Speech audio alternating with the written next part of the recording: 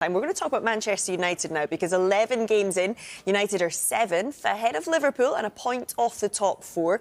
But will they look to strengthen? Well, Rob Dorsett joins us from England's training camp at Tottenham's. And that may be a surprise to some Manchester United fans. No, the information we've had on Sky Sports News today is that Manchester United are not intending to do business in January.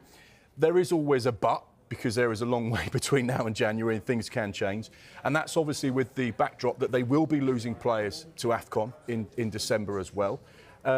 We know that they are interested in a number 6, a holding midfielder, someone who can be that pivot in front of the back 4. That was a target for Ruben Amorim over the course of the summer. They weren't able to action that particular position that they'd have liked to have done, but they do have an interest in Carlos Baleba, Adam Wharton and Elliot Anderson. So that is a role that they are looking to fill. But will it happen in January? We're being told that's not going to be the case. Alan, are you surprised by that? I wouldn't say I'm surprised by that, because I think Manchester United have started well. But when you look at them as a team, what would you say the weakness is? Well, it's definitely energy in central midfield area. And a younger midfield player, a pivot-type player in that, what they've got at the top of the pitch at the moment, certainly would help their cause. I don't think they actually got financial room to do anything. You know, it was a pretty tight in the summer with the business that they did. So there's a lot of factors involved there. If I was Amorim, I genuinely think that I would stick at the moment. I think his team's done okay. I don't think they're under massive pressure to find Champions League position this year.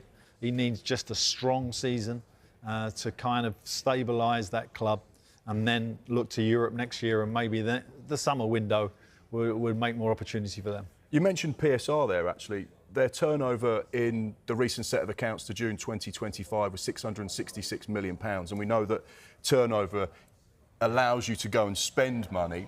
They were reasonably tight with regards to what they could do with PSR, but because they had quite an effective selling window with regards to Scott McTominay, Mason Greenwood, Alejandro Garnacho, and they got 3 players out on loan in Jadon Sancho, Rasmus Højlund and Marcus Rashford, which saves them around £700,000 a week.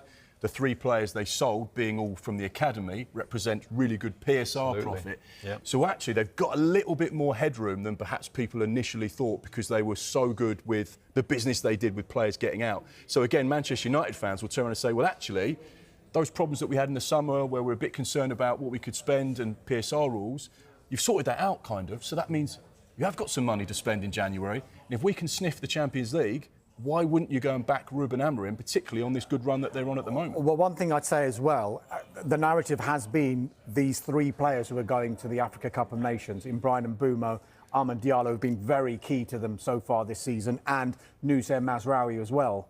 But you've got to remember, these are not long-term injuries. These are not long-term absences. They're going to be out for 4 or 5 weeks. So Manchester United have got to think about this. Do they go into the market and bring in players to cover the players who are going to the Africa Cup of Nations? What happens when these players come back to the players that they brought in? Do they then go onto the bench and then these players are back into the team? It's one of those ones where they've got to take a little bit of a step back. And as we've been mentioning before, I think they will only go into the market if there's a long-term injury, number one. And also if there's this market opportunity that they simply cannot turn down. Because just to substitute and bring in players who have gone to the Africa Cup of Nations, it's such a short-term absence for these players. When they come back, what happens? Yeah, well, there's also another case here where the balance of the squad, for the first time at Man United, for the last 2 or 3 years that I can remember, there's not noises coming out the training ground that there's bad attitude, bad situations going on, people falling out with each other. It seems to be like he's got a happier camp, right? So as a manager, if I was looking at that, I wouldn't want that to change at this particular time. I want to keep that very stable. So the 3 guys go to AFCON, okay, they go and do their work, but they're coming back, that's okay. Only, I think, a major injury will Man United react. About this lunchtime training ground now. Rob, a very good afternoon to you. So are United content with their squad right now?